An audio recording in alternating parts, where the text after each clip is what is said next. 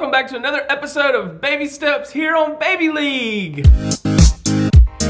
This week we're going to be talking about some of our fears and anxieties about the third trimester and the upcoming birth of our baby. We're getting a lot more emotionally invested at this point. And I feel like there's a lot of things that not just we've worried about, but things that a lot of other people worry about at this time in the pregnancy. We just wanted to address some of those and talk about some of them. Some of them are rational fears, some of them are a little bit irrational, or maybe you shouldn't be worried about them quite as much. The one thing that's kind of humorous, that as the baby is getting bigger and putting more pressure in different areas, you might find yourself not being able to control your bladder as well.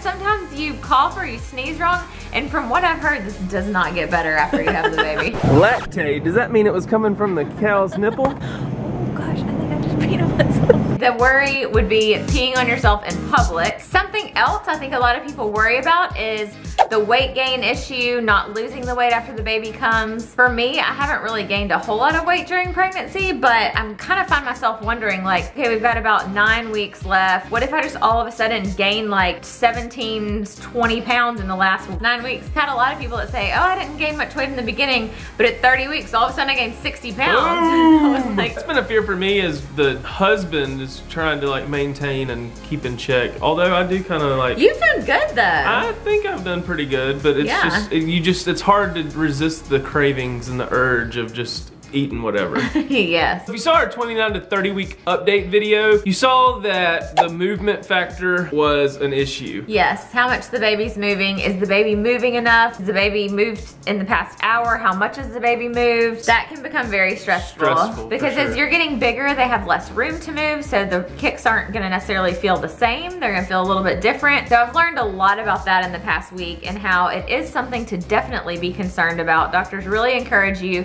to count the kicks, drink something cold, drink some juice, lay down, concentrate on the baby moving, and see if you can feel 10 kicks in an hour. And if you do, then supposedly things should be okay. That was very comforting to me knowing this week. That's definitely something that I'm still worried about. One of my biggest fears pre-birth is making sure everything's ready. We don't know how ready we really are or should be. We actually played a game at our baby shower. On a scale from 1 to 10, how ready are you for the baby? We both said 4.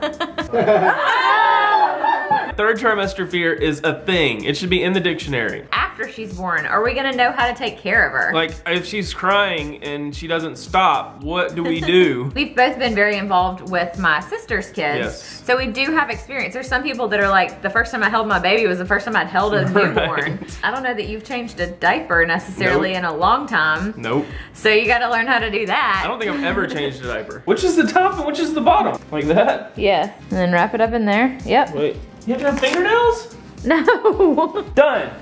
We just went to our first childbirth class, had a little talk about the water breaking in public.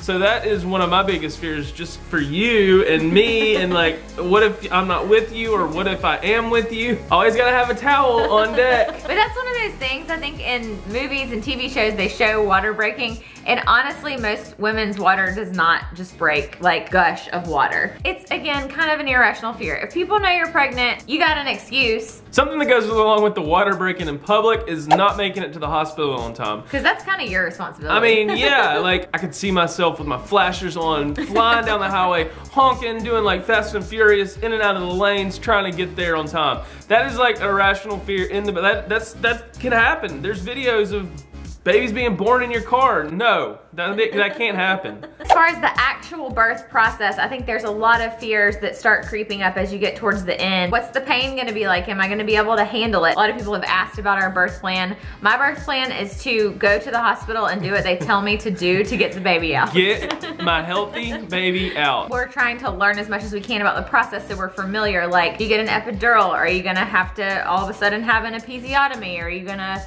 all these different things. What?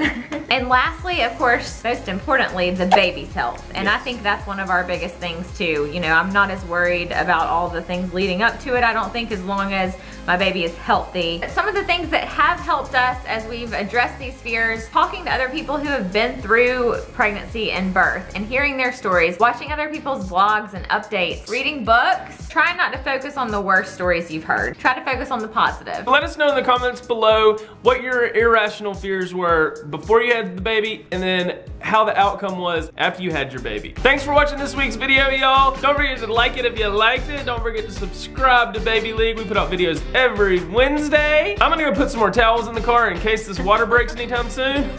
Thanks for watching, y'all. We'll see you next week. Bye. Bye.